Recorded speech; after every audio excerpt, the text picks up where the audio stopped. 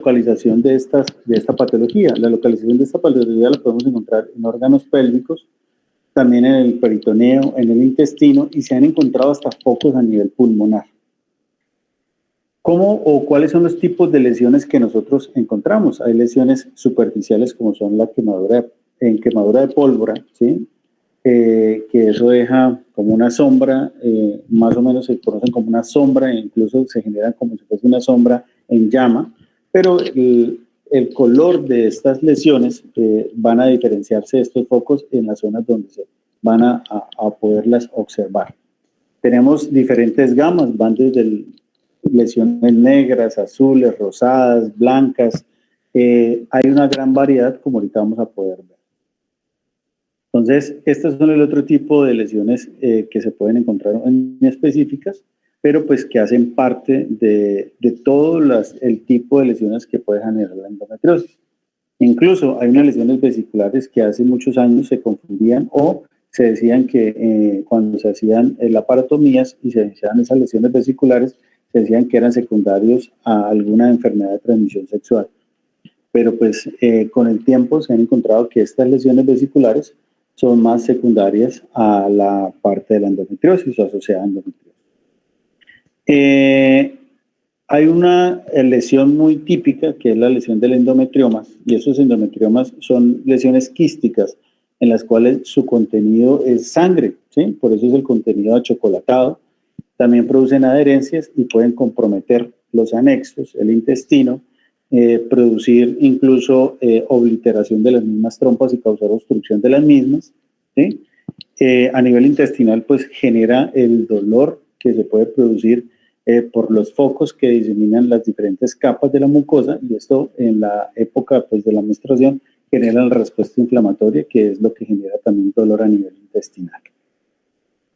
Entonces, esto es más o menos una breve resumen de lo que podemos ver como en la cavidad endometrial, esto es lo que nosotros, o las células que se forman o que en algún momento posterior fuera en el útero, en la cavidad endometrial van a generar pues toda esta respuesta y de las cuales estamos hablando. Y ellas pues de una u otra forma generan la respuesta inflamatoria. Esto se forma o se presenta de forma cíclica porque mes a mes, por el estímulo estrogénico, es que tenemos la proliferación de las células endometriales y por ende de las células que estén en los diferentes focos a nivel de la cavidad endometrial, del mismo útero, mioma o de la capa miometrial, o de la parte de las trompas o de los ovarios o de las diferentes zonas donde estén estos focos celulares. Esto le da la característica que sea una enfermedad crónica porque es de larga data en el tiempo, ¿sí? Está asociado en la mayoría de los documentos que ustedes puedan leer, siempre van a encontrar como una de las principales causas de infertilidad. Las características, pues ya saben cuál es el tipo de células, y pues comúnmente la teoría que explica o que inicialmente explicó la teoría de Sampson, ¿sí? Como para tenerla en cuenta. Entonces hay unos tipos nodulares que son los que yo les hablaba que podían infiltrar el peritoneo y parte del intestino y cualquier otras zonas, incluso focos a nivel pulmonar, y ellas van a generar esta invasión a nivel de estas mucosas y nos pueden generar pues diferentes sintomatología dependiendo de la ubicación que estamos, pero casi siempre es dolor. Eso genera una respuesta inflamatoria que al final nos va a producir dolor. En algunas ocasiones puede estar asociado con sangrado, por ejemplo, cuando tenemos a nivel del intestino o a nivel del recto que pueda generar que esos focos invadan la parte de la mucosa rectal, pues en algunos casos, aparte del dolor, puede generar también sangrado. Y a nivel pulmonar se han visto casos de hemoptisis secundaria, eso, pero es muy raro.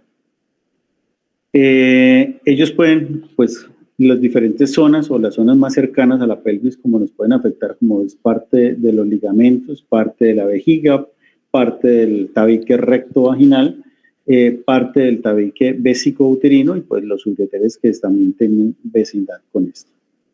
¿Cuáles son los factores de riesgo que se han encontrado? Una de las cosas que pues hablábamos al principio, anomalías o defectos del conducto miliariano, que son estas malformaciones que ustedes ya han visto. Las mujeres caucásicas, aquellas mujeres que inician su menarquia muy temprana, que tienen ciclos cortos, las que no han tenido hijos o periodos intergenésicos muy largos. Y pues lo que hablábamos que si hay familiares de primer grado, pues van a tener más riesgo o factores de riesgo de presentar esta patología. Entonces, la sintomatología que nosotros vamos a tener es una sintomatología que a veces es inespecífica, sobre todo porque el dolor pélvico, pues muchas de las mujeres se lo pueden aquejar y no solo existe esta causa, sino que también hay otra causa que hay que entrar a descartar y pues también de tratar. Entonces, una de las principales, pues el dolor pélvico, lo de la infertilidad, en algunos casos pueden estar involucrado el estado anímico de estas pacientes. Otra de las principales sintomatologías es la disfunción sexual, que es lo que tiene que ver con la dispareunia, lo que tenía que ver con la disquinesia.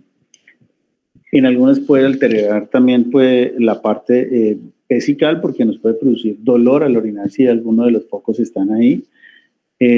La fatiga, la distensión abdominal que se produce secundaria pues a la misma invasión de los focos endometriales.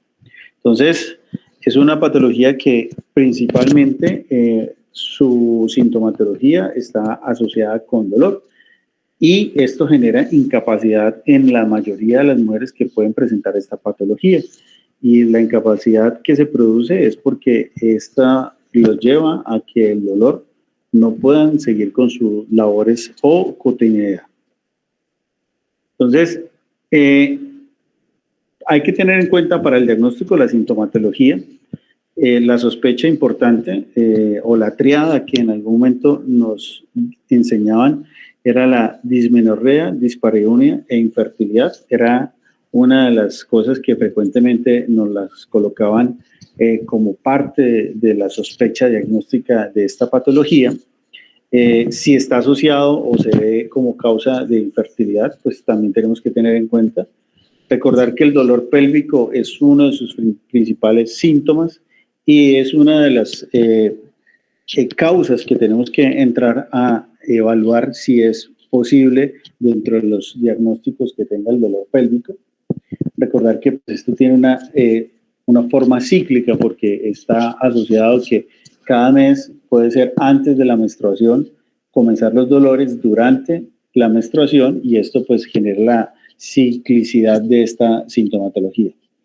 Y lo que les hablaba, el dolor crónico y la fatiga que se puede producir por la misma sintomatología. Y la disquinesia, que son los síntomas gastrointestinales que se pueden producir en la época de la menstruación por esta patología. Entonces, nosotros al examen físico, si con respecto a la endometriosis es una endometriosis leve, la sintomatología con respecto al examen físico puede ser un examen físico incluso normal, o incluso podemos encontrar a la especuloscopia lesiones como este tipo, que podemos ver a nivel del fornix, estos focos como negritos, ¿sí? Este es un foco negrito, otro foco negrito que puede ser causado también por la endometriosis. Aquí hay otro foco a nivel del cervix, ¿sí? Adicionalmente, nosotros, una de las características importantes que encontramos en estas mujeres es un útero en retroversoflexión, ¿sí? ¿Qué quiere decir? Que ese útero lo vamos a encontrar hacia la cara posterior en contacto con el recto, y eso es una de las causas que nos va a producir también dolor en el momento de las relaciones. Con respecto, ¿por qué el útero de esa forma? Se dice que las mismas adherencias y los focos, bueno, inicialmente los focos de endometriosis y secundario a esos focos de endometriosis se producen adherencias, generan que este útero esté en retroversoflexión y pues estas mujeres, una de sus también causa de dolor durante las relaciones es por la posición también del útero. Hay un signo clínico e incluso un signo ecográfico que se usa, que es el signo de deslizamiento. Cuando tenemos estos úteros en retroversoflexión, al movilizarlo con el transductor, por las mismas adherencias, generan que él no pues, tenga una movilidad reducida o nula la movilidad. Pues podemos encontrar los diferentes compromisos, tanto del tabique vesicouterino como del tabique rectovaginal. Palpar a veces estos nódulos no es tan fácil ¿sí? De pronto podemos tocar alguna masa o palpar alguna masa, algún endometrioma cuando su tamaño es mayor de 5 centímetros y dependiendo pues de la contextura de la paciente. Eso con respecto al examen físico, ¿no? También pues ya como pruebas diagnósticas nosotros tenemos varias posibilidades y hay algo que pues está implementándose y pues ya lleva varios años en otras latitudes. En nuestro país ya hay gente con algún entrenamiento, pero pues estamos en esa fase de adiestramiento en poder hacer nosotros un diagnóstico ecográfico sin ser un diagnóstico invasivo como pues siempre lo hemos tenido, que el diagnóstico pues de endometriosis era por la laparoscopia. ¿Qué se está haciendo en este momento? En este momento se está haciendo un tipo de diagnóstico ecográfico que se conoce como mapeo pues para endometriosis. ¿En qué consiste eso? En tratar de identificar los diferentes focos de endometriosis, las características que ellas se pueden encontrar, como las adherencias, el tipo de ubicación del útero, el poco deslizamiento de él, y analizando cada uno de los aspectos que podemos encontrar, ¿sí? O que esta patología afecta y que ecográficamente a nosotros nos permitiría hacer un diagnóstico. Entonces, con el mapeo, ya hay el entrenamiento que se está teniendo por los diferentes especialistas, tanto de ultrasonido como pues de radiología y como parte también ginecólogos en el ultrasonido para este tipo de imágenes, porque pues todavía hay cierta controversia. Algunos hablan de alguna preparación intestinal a la hora de hacerlo. Uno en algunos documentos o en algunos artículos hay un canadiense que trabaja mucho sobre el tema y él habla que él no usa ninguna preparación, sencillamente es el adiestramiento del ojo en el momento de hacer el estudio tanto por la vía abdominal como por la vía vaginal para poder identificar estos focos que son a la vez corroborados por la laparoscopia. Pero inicialmente lo que se busca es un diagnóstico que sea menos invasivo, como pues se hacía antes, que se hacía por la laparoscopia, y esto es una de las cosas que se están tratando de incluir. Ya hay muchos en el país que tienen una muy buena curva de aprendizaje en este tipo de diagnóstico para la endometriosis, que es el mapeo. Entonces, ¿qué es lo que se busca con esto? Evaluar la movilidad de los órganos, de los anexos, lo que yo les explicaba, que el signo de deslizamiento, sobre todo pues en el saco posterior, cuando el útero está comprometido o hace algunas adherencias, pues disminuye la movilidad y poder identificar los focos de endometriosis, ¿sí? Eso es lo más importante.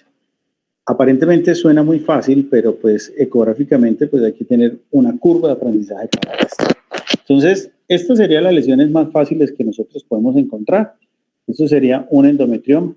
Esto es una lesión quística, un quisto folicular, con su tejido, tejido ovárico, pero aquí vemos la característica de esta lesión, que es una lesión en vidrio esmerilado, ¿sí? En la cual podemos encontrar un quiste endometrial que compromete, de endometriosis que compromete el ovario. Aquí encontramos un endometrioma, ¿sí?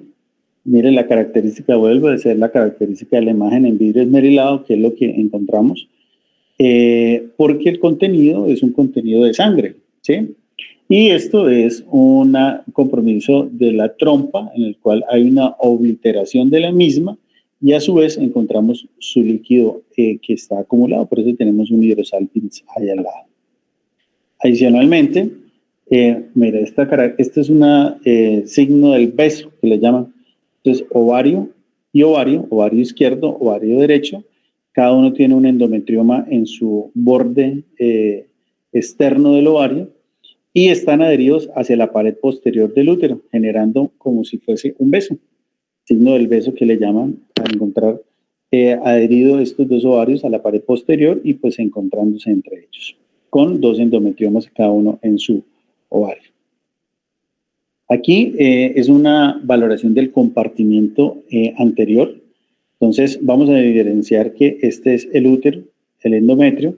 Aquí está el tabique vesicouterino y aquí es donde nos están mostrando esas lesiones que podemos evidenciar al nivel ecográfico de los nódulos que están comprometiendo o de esos fóculos que ya son nódulos de endometriosis a nivel del tabique vesicouterino. Entonces, estos son los diferentes componentes o compartimentos que puede afectar la endometriosis. Tenemos desde la vejiga, los ureteres, el tabique vesicouterino, el tabique, esto es parte de la vagina con la parte anterior, ¿sí? Porque aquí estaría la parte posterior del tabique rectovaginal, ¿vale? Entonces, esto es parte del cuellito. Por aquí estamos viendo algunos. Esta es la parte del recto, ¿sí? Aquí no se ve ningún foco, pero aquí sí podemos ver un foquito de endometriosis, ¿sí? Que es lo que genera las características de estos focos. Aquí, en el tabique recto vaginal, encontramos otros focos de endometriosis. Miren, este es el recto y aquí tenemos otro foco de endometriosis.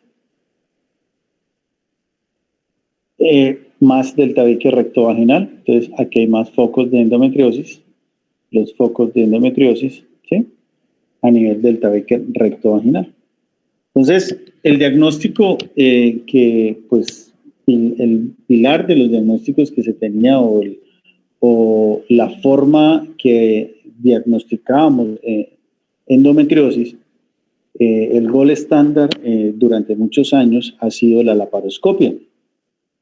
Y la laparoscopia nos permitía a nosotros de forma directa visualizar las lesiones, ¿sí? Y adicionalmente tomar una biopsia, ¿sí? Pero la biopsia no necesariamente nos tenía que ser positiva, ¿sí? Solo con el simple hecho que el examinador evaluara y evidenciara las diferentes lesiones, eso nos ayudaba a que pues, podamos diagnosticar este tipo de patología. Entonces, esto es un video, qué pena. Este es un video de una laparoscopia donde nosotros podemos evidenciar, no sé si lo puedan ver, a ver, no permitió cargar.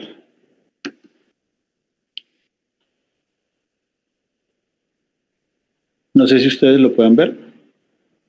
No, se ve negro. ¿No? ¿Se ve negro? No sé si pueda cargar.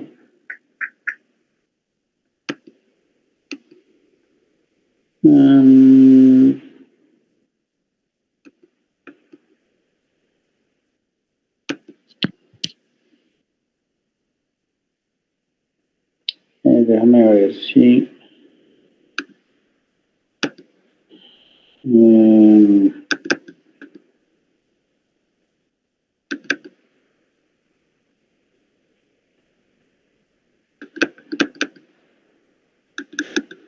Bueno, realmente 2 segundos, a ver si podemos cargar este videito.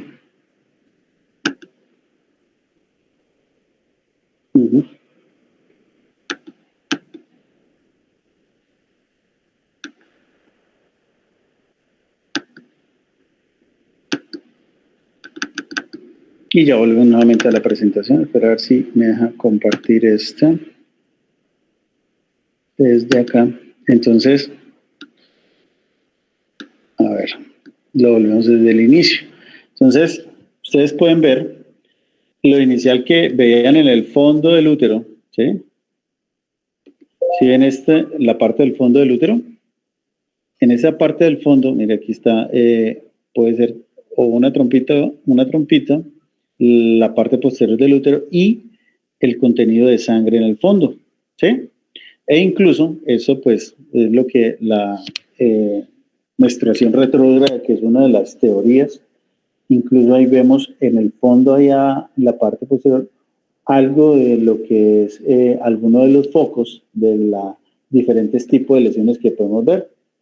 Mira, ahí vamos a ver otro tipo de lesiones, ¿sí? Incluso lesiones vesiculares, podemos ver lesiones rosadas, rojas, ¿sí? Lesiones negras, azules. Y pues esta era la forma diagnóstica. Incluso pueden haber adherencias. Creo que en este video hay algo de adherencias también. En alguna parte, en algún momento, mira, hay un foco negro. Aquí hay una adherencia. Hace una liberación de la adherencia y es el foco lo que va generando las mismas adherencias, ¿sí? Y pues, ¿qué es lo que se busca con esto? Uno, la visualización directa de las diferentes lesiones. Mira, ahí hay un foco que genera un cambio en el peritoneo. Esto lo que nos va a ayudar, ¿sí? En algún momento, es a generar, volvemos a compartir la presentación, a generar que podamos de forma directa nosotros poder diagnosticar esta patología. Y eso era lo que nos permitía en algún momento, de forma directa, ver todo este tipo de lesiones, ¿sí? Lesiones rojas, rosadas, blancas, estas obliteraciones que se producen en el mismo tejido del peritoneo por las adherencias que van produciendo los diferentes focos. Entonces, el tomar una biopsia de esto durante la laparoscopia y que saliera negativa no generaba que no fuera el diagnóstico, sino era el operador que hacía la laparoscopia, visualizaba las lesiones, eso generaba que él las podía describir, ¿sí? Y generar un diagnóstico, y de esta forma hay una clasificación que la Sociedad Americana de Medicina Reproductiva, teniendo en cuenta los diferentes estadios, podemos tener un estadio desde lesiones muy leves hasta lesiones muy severas, ¿sí? Que ya hay adherencias más gruesas y focos más grandes, o encontramos ya endometriomas, ¿sí? Y esto pues nos generaba la posibilidad que nosotros pudiésemos diagnosticar y tener a la vez más o menos qué tipo de lesiones se encontraba para poder encontrar la patología, en qué grado estaba. ¿Sí? Eso es parte de la clasificación que tenemos laparoscópica. Este es el gol estándar, la visualización directa de esto, pero ¿qué es lo que está haciendo que reemplace este tipo de diagnóstico? Lo está haciendo el mapeo para endometriosis, que pues en algún momento eso también permite a la hora del cirujano poder tener en cuenta qué tipo de lesiones se va a enfrentar a la hora de un manejo quirúrgico, porque recuerden que muchos de estos manejos quirúrgicos son con el fin conservador para la fertilidad, ¿vale? Entonces, esto genera un puntaje y pues dependiendo del puntaje, pues nos da el grado de severidad. Con respecto al tratamiento, es de las cosas poco, pues, que tengan una solución, como siempre nos van a preguntar nuestros pacientes. Los pacientes nos van a decir, ¿y usted me va a solucionar esto en cuánto tiempo? ¿O esto va a ser de por vida? Es una de las grandes preguntas que siempre nos van a hacer los pacientes. Desafortunadamente es una patología difícil de tratar, ¿sí? Es una patología que genera, pues, una sintomatología que no es agradable, y pues lo primero que nosotros tenemos que hacer es quitar esa sintomatología, porque esa sintomatología mes a mes se va a presentar y pues eso es lo que va a generar la incapacidad en nuestras pacientes. Uno, eso. Dos, hay que tener en cuenta si hay alguna lesión asociada, si hay endometriomas o no hay endometriomas, por ejemplo. El caso, si hay endometriomas, dependiendo del tamaño, ¿sí? Uno pues busca hacer un manejo quirúrgico o no quirúrgico. Y como ustedes han visto en patología benigna ovario, muchas de estas patologías, quistes menores de 5 centímetros, pues se prefieren dar manejo médico. Y en esta patología, pues aún más, entre menos manipulación se haga de quirúrgica, pues menos también adherencias vamos a causar, aparte de las adherencias que produce esta enfermedad. Entonces, el manejo que podemos ofrecer puede ser un manejo hormonal o un manejo quirúrgico. Siempre hay que tener en cuenta que si vamos a ofrecer un manejo quirúrgico, es un manejo conservador porque la mayoría de estas pacientes, muchas no han tenido hijos, ¿sí? Y a veces estos tratamientos pues se guardan o se conservan para el momento en que estas pacientes realmente quieran buscar fertilidad, pues si hay que liberar adherencias, dejar que si hay algunas trompitas que están obliteradas por las mismas adherencias, pues se puede hacer un manejo quirúrgico conservador y eso pues a su vez acompañado de que ellas vayan a buscar su fertilidad, porque generar cirugías o hacer cirugías de tipo de liberación, de manejo quirúrgico conservador, sin tener un fin, pues a veces no es lo más adecuado porque le vamos a crear más adherencias. Entonces, la primera línea que nosotros podemos ofrecer son los anticonceptivos, la manejo hormonal. Y ese manejo hormonal puede ser combinado, como conocen ustedes todos los anticonceptivos que tengan estrógeno y progestina, ¿sí? En muchas pacientes, cuando es muy leve la enfermedad, nos vamos a tener muy buena respuesta. Cuando ya no tenemos una enfermedad pues leve, vamos a ver que las pacientes se aquejan de que el dolor persiste en la época en que están en el descanso de las pastillitas o en la época que están tomando el placebo.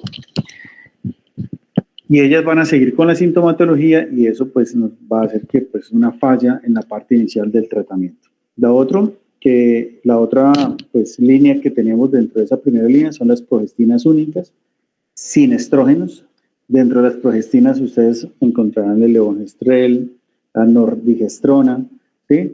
El más conocido y en este momento que nos ha ayudado mucho por sus menos efectos secundarios es el Dianogés y es muy bueno en el manejo y el control de esta patología. También algunos dispositivos del levonorgestrel también se han usado y también nos han ayudado mucho en esta patología, sobre todo en el manejo de los síntomas.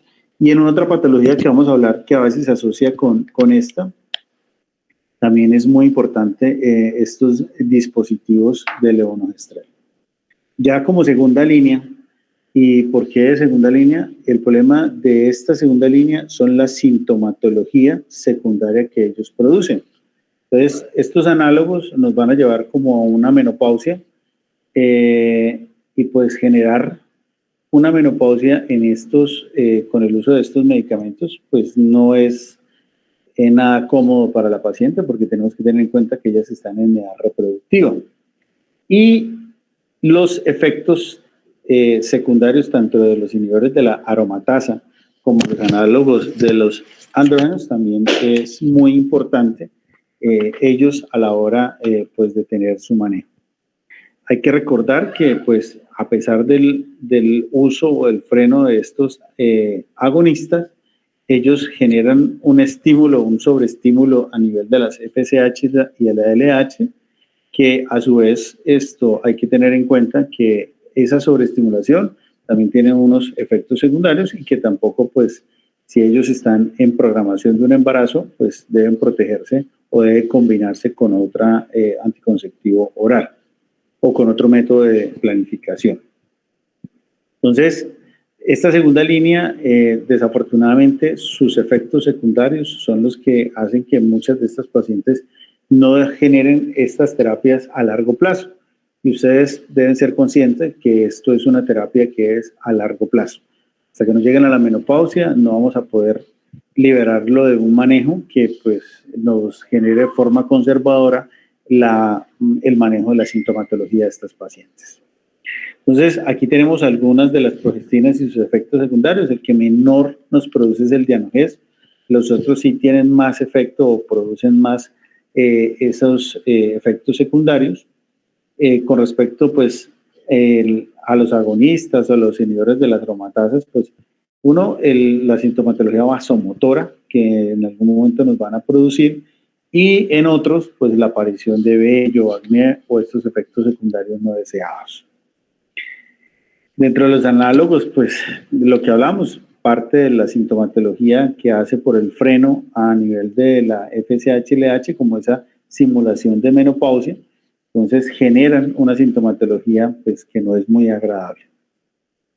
Y pues el efecto es a nivel de las gonadotrofinas, y por eso pues en algún momento ese freno, la sintomatología que nos va a producir.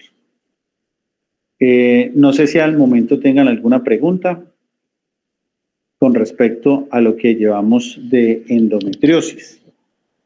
Esto es un algoritmo, pues como para que tengan ustedes en cuenta, sobre todo pues a la hora de tratamiento y tener en cuenta la preservación de fertilidad y la primera línea de manejo, ¿sí? Sobre todo pues cuando se habla de fracaso o cuando se quiere de hacer un manejo quirúrgico para pues fertilidad, ahí sí se recomienda pues hacerlo, pero a pesar de que ustedes le ofrezcan un manejo quirúrgico o de pronto la paciente tenía un endometrioma, le hacen un manejo quirúrgico, lo ideal es que estas pacientes mantengan su tratamiento farmacológico postoperatorio para evitar lo más importante que son las recidivas. Recuerde que esto solo se va a desaparecer en el momento en que lleguemos a la menopausia o tengamos una menopausia quirúrgica, que sería la oforectomía. Esto es para recordarles la norma que tenemos, por el cual se establecen las políticas para este tipo de enfermedad y que fue firmada el 12 de octubre del 2023 y que a la vigencia de este mes ya tiene que comenzar a tener todo un programa por parte de las EPS para la atención de esta patología y con lo referente no solo en el diagnóstico, en el manejo, sino también en cuestión de sus incapacidades que generan esta misma enfermedad. No sé si en algún momento alguno tenga alguna pregunta. Sí, doctor, una pregunta. ¿El Mirena está recomendado para tratamiento de esta enfermedad? Sí, es una alternativa, ¿sí? Es una de las alternativas que nosotros tenemos, como es el Mirena, pero pues la primera es...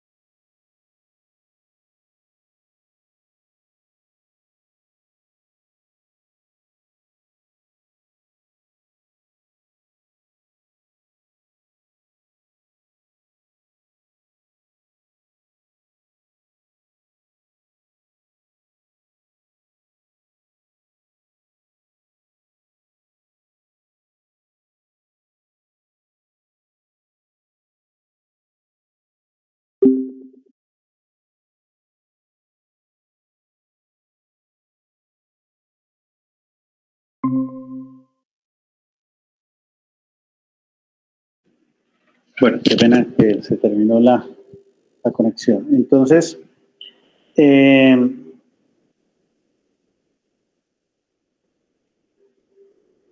están todos nuevamente.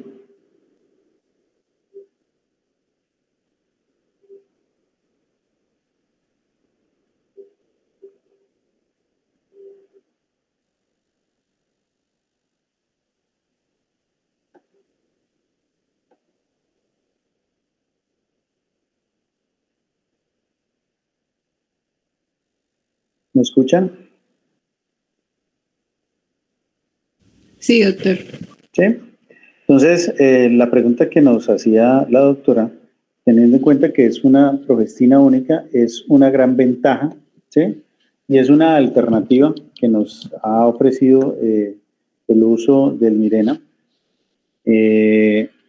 con respecto, pues, al manejo para la endometriosis. También sus efectos, pues, afortunadamente son muy mínimos con respecto, pues, a otras progestinas. ¿Qué es de pronto la ventaja adicional? Es que, pues, uno, el uso a 5 años, el evitar que estén tomando de pronto algunas pastillitas, pues, para la paciente es mucho más cómodo, y los efectos que, pues, nos ayuda con respecto al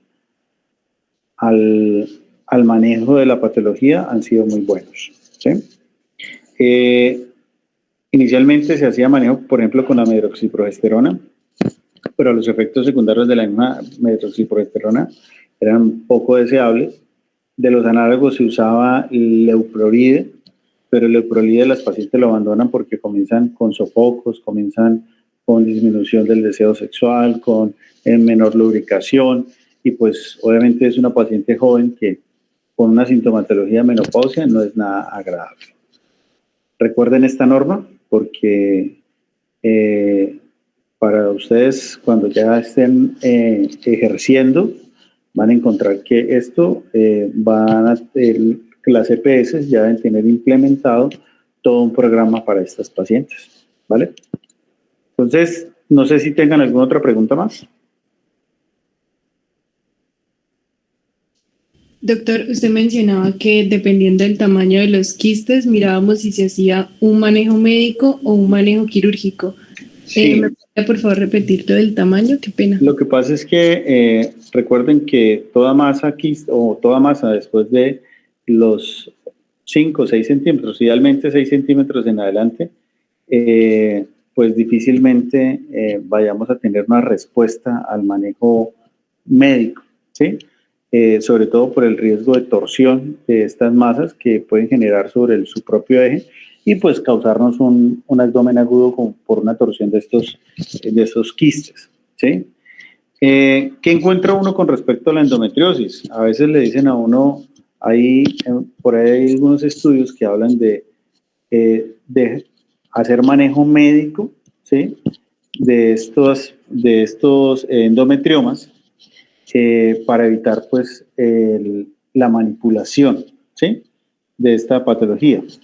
En algunos, pues hablan que si esta paciente está buscando embarazarse o su fin es fertilidad, un manejo quirúrgico, pues, le sirve no solo para hacer resección de este endometrioma, sino para liberar adherencias, a la vez le sirven para mirar permeabilidad de las trompas, que es lo que podemos ver podemos valorar en algún momento de forma macroscópica, ¿sí? Porque ya la respuesta inflamatoria o la afectación de las células ciliadas de la misma trompa, pues no la podemos evaluar, ¿sí? Pero en esta sí, el beneficio del manejo quirúrgico por ir a buscar su fertilidad se aconseja. Lo ideal, aquellas que pues no es su premura hacer eso, es buscar hacer un manejo hormonal, un manejo médico, para evitar pues la manipulación de estos tejidos que pues ya de por sí generan adherencias para no generar más adherencias. Entonces, por arriba de 6 centímetros, muchos optamos por manejo quirúrgico porque pues de todas formas el riesgo de torsión, pero pues lo que le digo, esto ha venido transformándose un poco, sobre todo porque pues se evita ser tan invasivo y poder ofrecer alternativas de manejos médicos, ¿vale? Vale. Con respecto al otro tema que va con este tema de endometriosis,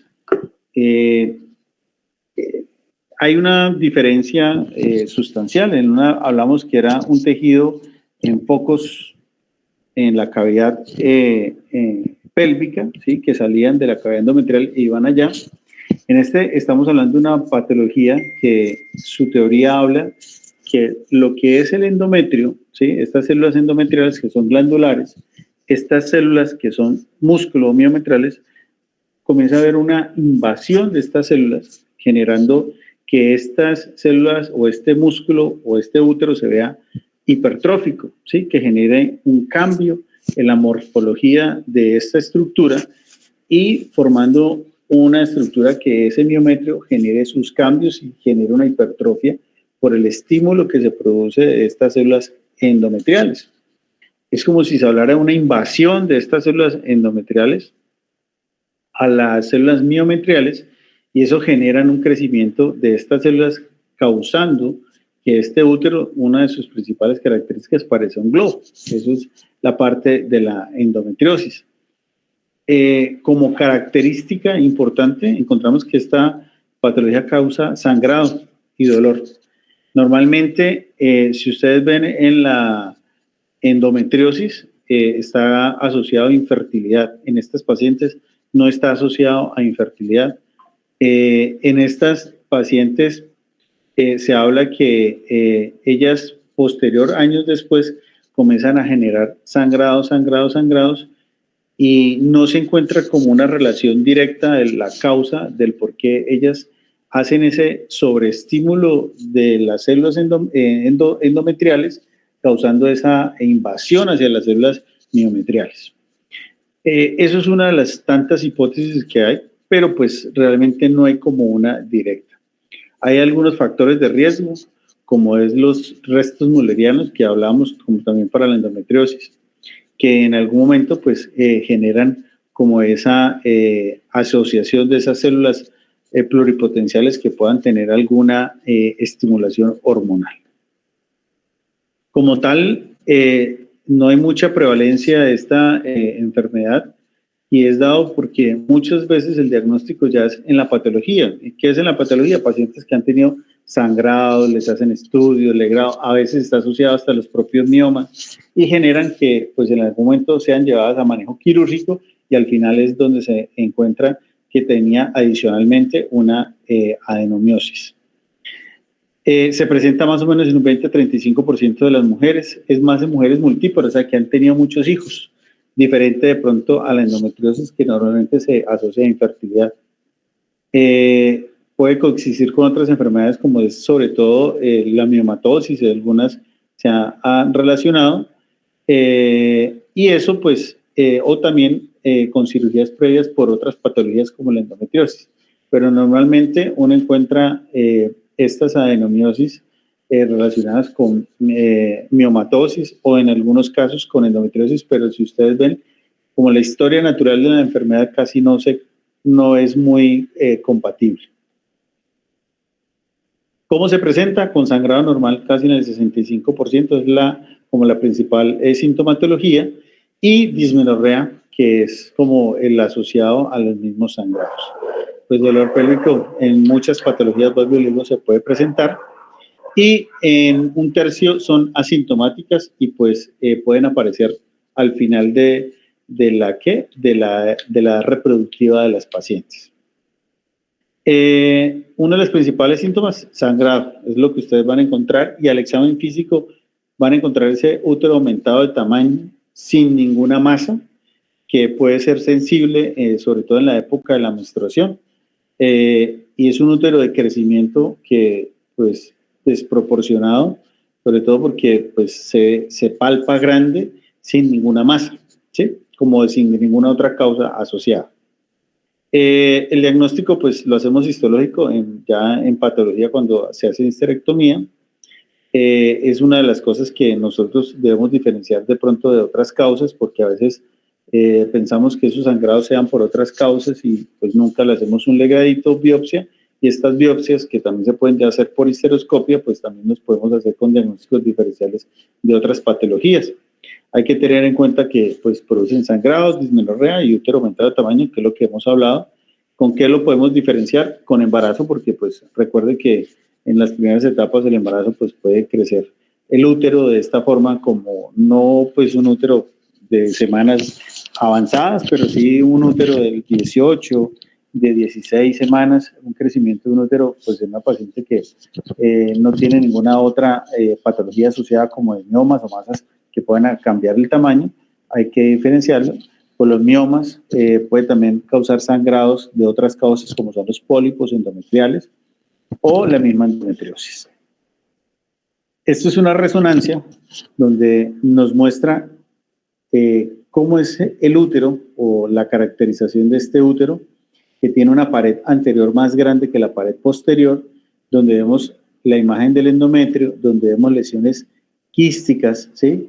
Incluso describen de lesiones que en algún momento el endometrio puede ser interrumpido, ¿sí? Puede causar estrías y pues lo característico que vemos que es ese crecimiento del útero sin ninguna otra causa. Entonces aquí podemos encontrar las diferentes lesiones que podemos ver en una resonancia. No es el gol estándar una resonancia. En ecografía, incluso hay una clasificación que hizo ISOP en la cual pues se usa para ver esta caracterización sin necesidad de usar pues un método diagnóstico como este tipo.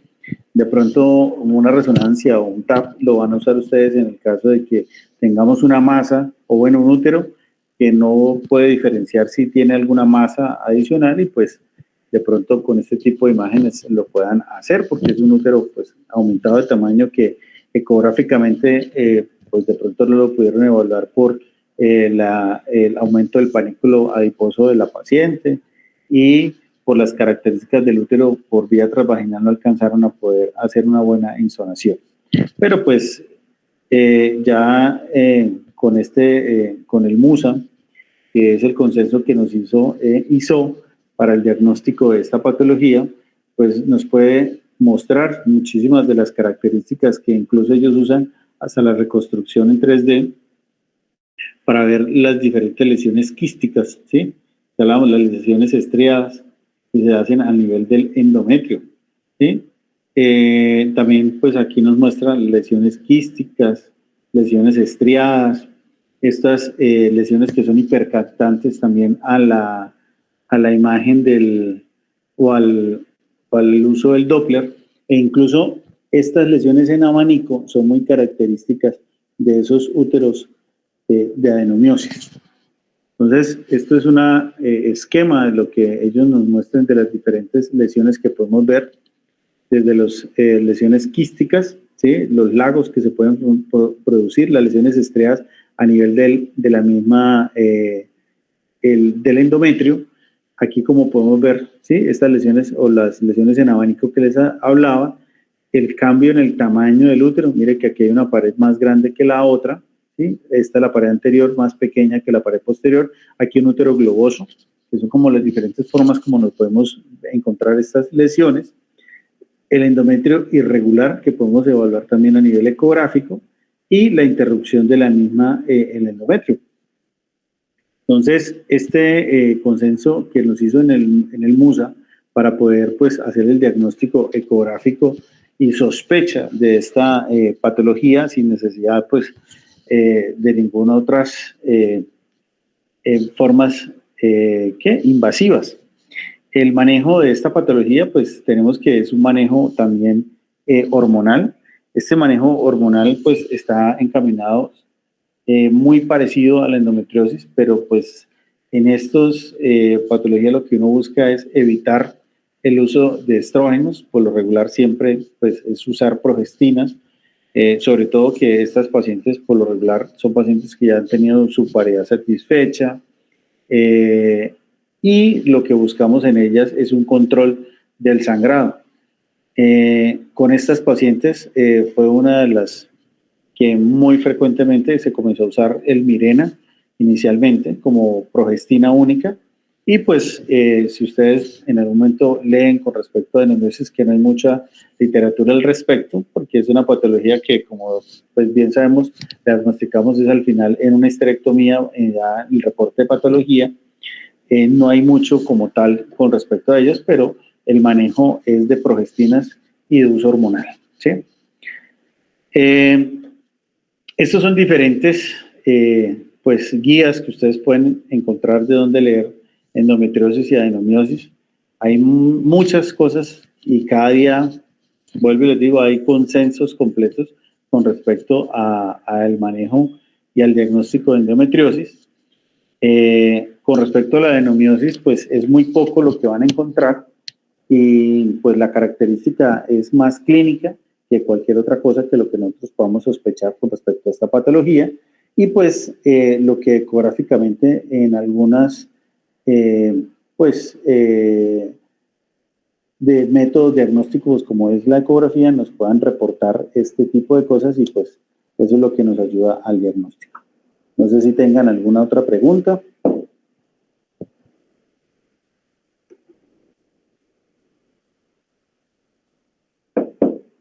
Doctor, ¿el diagnóstico puede ser ecográfico o debe ser confirmado por histología?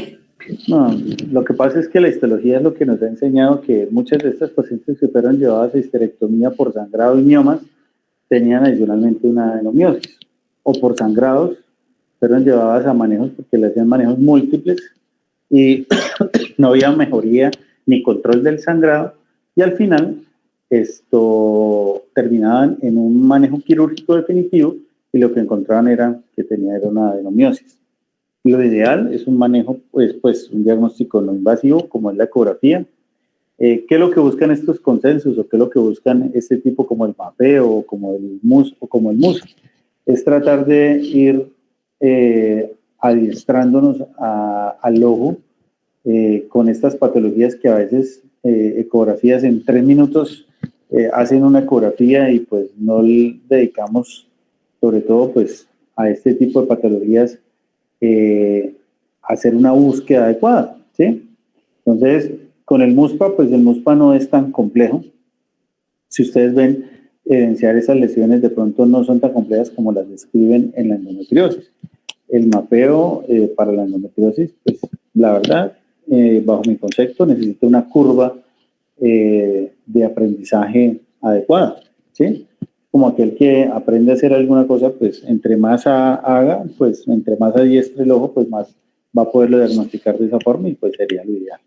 Pero con respecto a la adenomiosis, el diagnóstico ideal sería ecográfico y mira que ya hay un consenso de hace unos añitos que nos ofrece esa facilidad de poderlo reproducir en equipos de tampoco tan alta tecnología.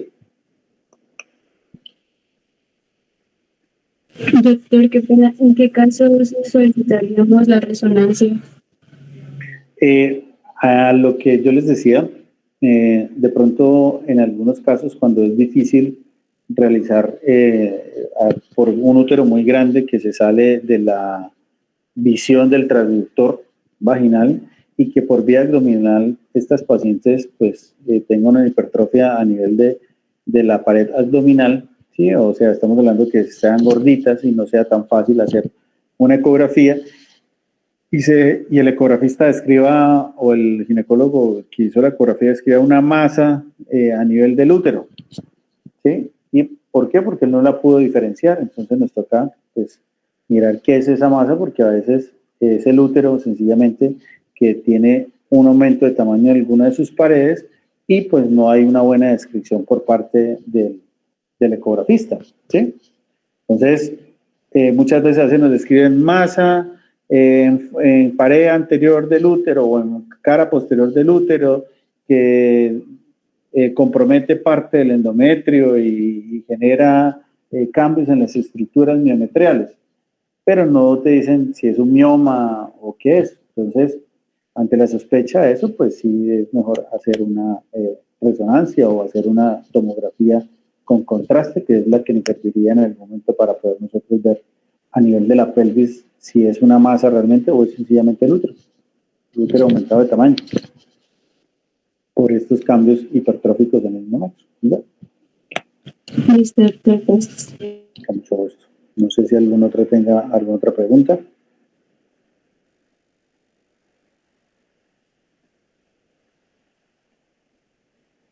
No, bueno, entonces quedamos pendientes para una clase por ahí que tenemos adicional y un caso clínico también, ¿vale? Yo me pongo de acuerdo con sus compañeras representantes y a ver si adelantamos el tema un poquito porque pues ustedes ya van a entrar como en su